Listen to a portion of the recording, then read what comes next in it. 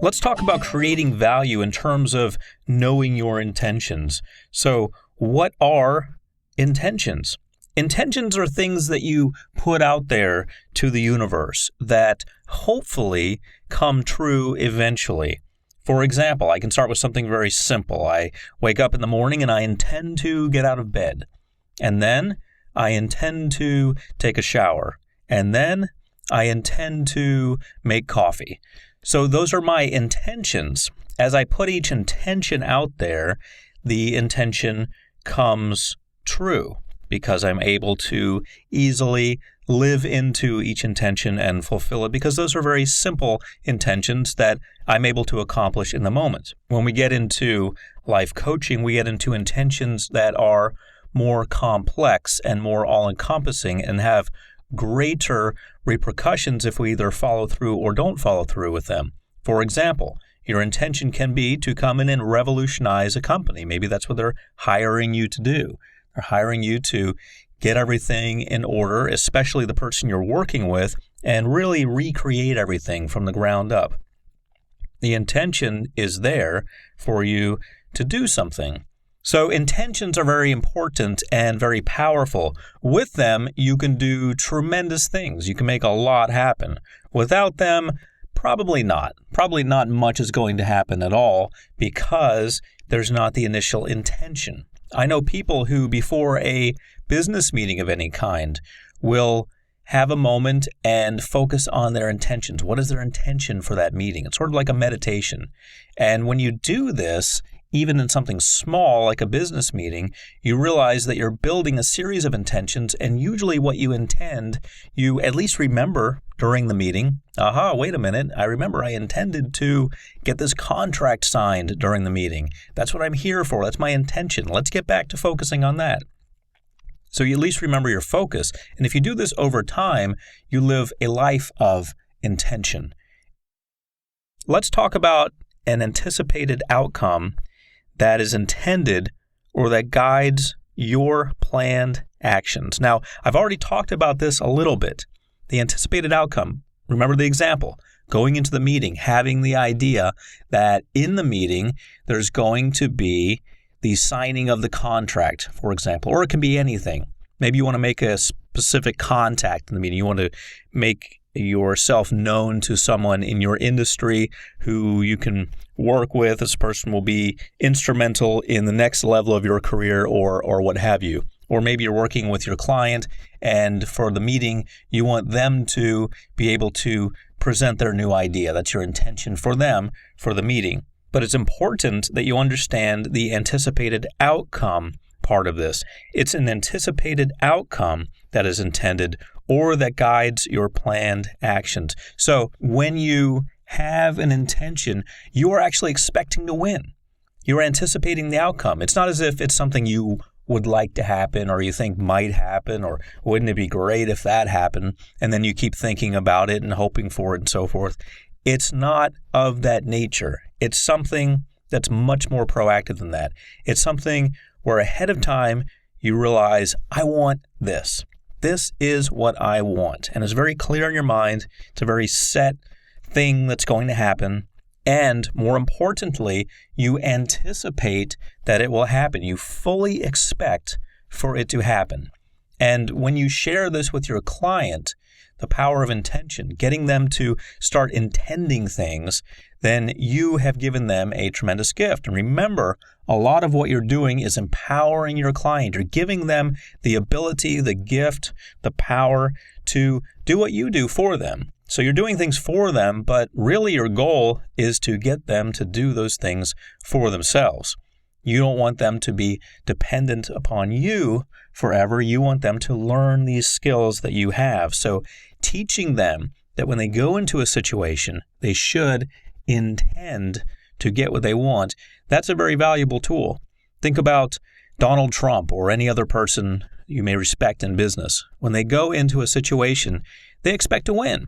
They don't expect to maybe get what they want or maybe not, or for people to kind of think about giving them what they want. No, they expect to get exactly what they want.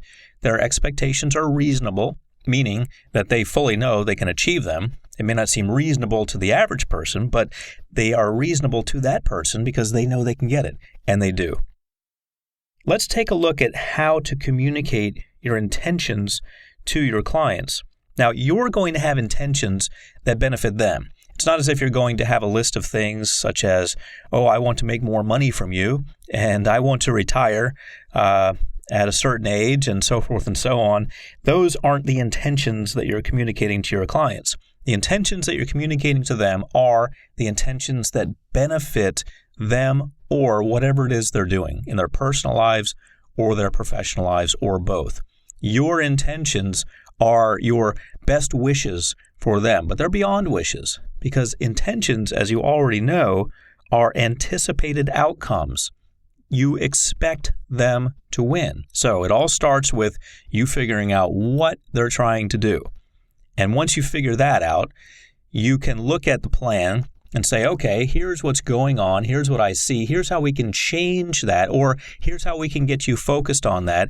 And as you achieve each goal or win each battle or jump each hurdle, however you want to look at it, you are living into that intention and you are reinforcing the idea in your subconscious mind that you're a winner. You get things done. Your intentions come true.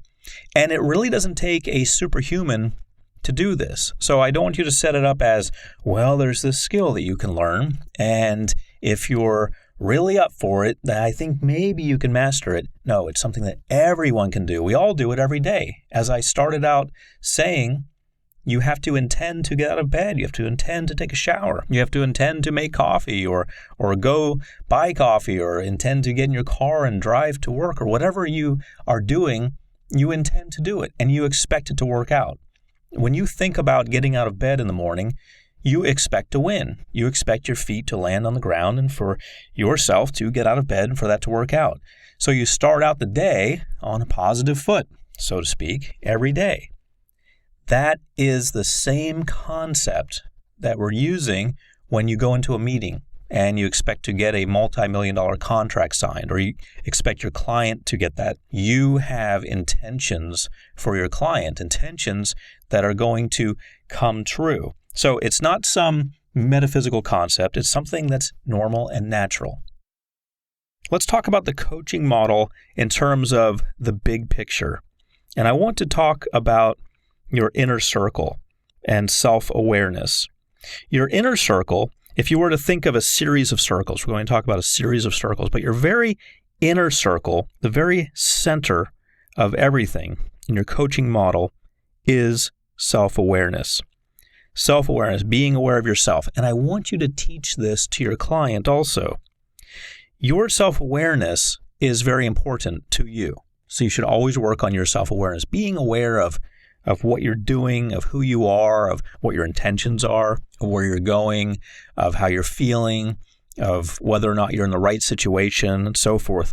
That's your very inner circle. So I want you to be self-aware through meditation or just introspection or self-reflection every now and then, or however you accomplish that. I want you to become self-aware, aware of yourself. Sometimes we know everybody else and what everybody else needs, but we neglect ourselves. We don't really know ourselves. We don't really get to know what we need or who we are or how we even feel about a situation. Sometimes we block that. We move forward in our lives. We block the feelings of really how we feel in any particular situation. So develop self-awareness, but I also want you to coach your clients to see the big picture, which starts with them. It starts with self-awareness. Now, realize, as I've said, not every client's going to be up for this. Sometimes you're going to walk into a situation, the client's going to say, oh, that self-awareness stuff is nice, but here's what you need to do today. Here's A, B, and C, and you need to do that. Self-awareness is nice, and maybe we'll talk about that some other time. But I want you to, with your clients who are open for it, to work on their self-awareness. Get them to be aware of what's going on within them. How do they actually feel? Have they even taken time to look at the situation within to see how they feel about what's going on, if they are really invested emotionally and so forth in what they're doing, if they feel that it's leading to the places they want to be in their mind and their spirit and their lives, financially, with family and so forth. How do they feel, and do they really feel calm inside? Do they feel that everything's going the right way? So self-awareness is where everything begins in the coaching model when we start looking at the big picture. The big picture starts with you, and with your client, it starts with them. The second circle going out, if we were to draw circles on a board, the second circle going outward would be the needs, values, and beliefs. Once we understand ourselves, then we understand what we need, what our values are, and what we believe. And this is very, very important. And it has a lot to do with self-awareness. Realize that if we were to draw this out, self-awareness would be contained within the second circle. It would be the pinpoint of it, if you will, the very center of it. So self-awareness is part of this. But as we extend out a little bit, we realize that we have needs in the environment. We have needs for connection. We have needs for financial security. Remember Abraham Maslow's hierarchy of needs. We start out with the basic needs. Abraham Maslow was a psychologist who discovered that we have needs. And we have, first of all, basic needs for shelter and so forth, and we move all the way up to self-awareness. But some of our needs have to do with things that we get from the outside environment, things that we pull towards us. And these have to do with our basic needs, and they also have to do with our values. What do we really value? Are we religious? Sometimes you'll be dealing with clients who are religious, and that is where they put their stock. That's what they focus on. And if you violate that, you try to get them to do things that go against their religion in some way. For example, saying, oh, you don't need to go to church on Wednesday night or Sunday night. You can just work harder instead. Well, you're going to lose them, and they're going to lose you. So you need to realize that people have values, religious and otherwise. They have beliefs. They have perhaps a value that puts their family first. No matter what's going on in business, their family's first. So if you're saying, hey, you should go to this seminar, yet their son has a soccer game, and you say, what are you talking about? You need to go to this seminar. That's where you're going to meet the important people. And they say, what are you talking about? My son has a soccer game. I would never miss that. And you start to butt heads. Guess who's going to lose? You, because you failed to acknowledge their values. They value certain things. And really, working within their values is going to be the most powerful way to get things done. One of my good friends in Los Angeles is a real estate person, and he goes to church every morning at 6 a.m. He's Catholic. He goes to church every morning at 6 a.m. I didn't even know they had Catholic services every morning at 6 a.m., but apparently they do, and he goes every day. This actually helps him. It starts his day off on the right foot. So you may be thinking, well, he could be using that time for other things, or he could be sleeping in and getting rest so he'll be more powerful in business. But none of those things are true. What's true is that gives him the energy he needs. That's the focus of his life, that and his family, and gives him the energy he needs. So work within the needs, values, and beliefs of your client. The third circle moving out is exploring options and taking action. Once you understand yourself, and once you've got your needs and beliefs and values in order, and you've helped your client to do that, more importantly, then exploring options and taking action becomes a reality, because you can take action based on all this. Now, if you just go out and take action and you don't have a strong core, let's say you don't have self-awareness, and you haven't defined your needs, values, and beliefs, and you're taking action, well, what kind of action are you taking?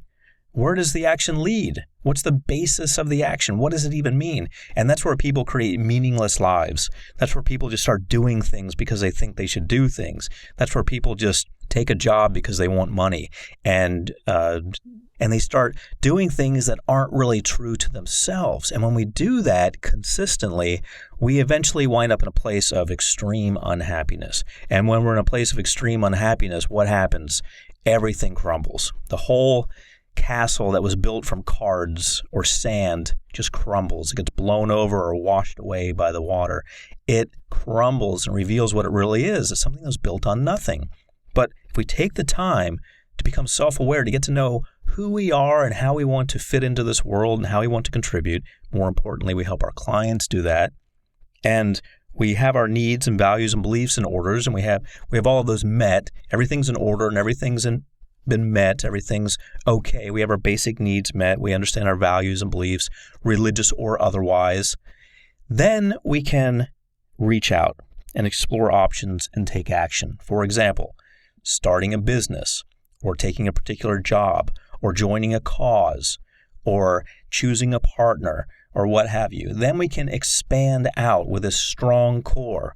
But if we have no core, if we haven't taken the time to develop a core, then we are literally empty inside. We're literally void inside. And if anyone takes the time to look inside, they'll see that. They'll see a vast emptiness. And how do they see that? By probing us a little bit, by saying, well, what do you believe in? Yourself? What is yourself about? They tend to look inside. People eventually want to get to know somebody. So always work on this with yourself first. And with those clients who are up for it, I want you to work on that with them, developing them from the inside out. Many times when you step on the scene, this will have all crumbled because they built one of those castles made of cards or sand, and it all just crumbled or got washed away because they didn't take the time to build from the inside out. Always help them do that. The fourth circle moving outward would be empowering questions. Empowering questions. Sometimes we take the time to become aware of ourselves and figure out what we want to do. We figure out our needs and values and beliefs, and we have our needs met, and we have our values and beliefs in order. And then we start exploring options. We reach out into the world. We take action. We set up a business. We have a partner. We do all sorts of things. We join a cause, etc. But then we get to that point where we need to ask empowering questions. And your clients are going to be at this point also. They need to ask empowering questions. For example, what's next? Let me take you through my story so that you'll understand how this all works, how all these pieces fit together now that we have them all established. First of all, when I became a hypnotherapist, it was very early on. I was a teenager. I was in high school. And I became aware. I became self-aware at that point. Not that I became some kind of guru or yogi or something and started floating around or anything like that. That's not how self-awareness happens.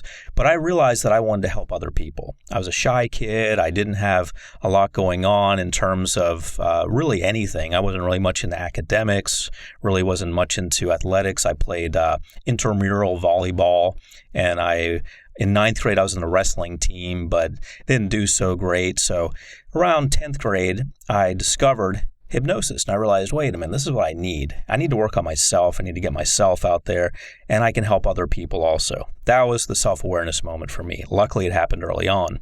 My needs, values, and beliefs, well, I had a need for stability. I had a need to make money.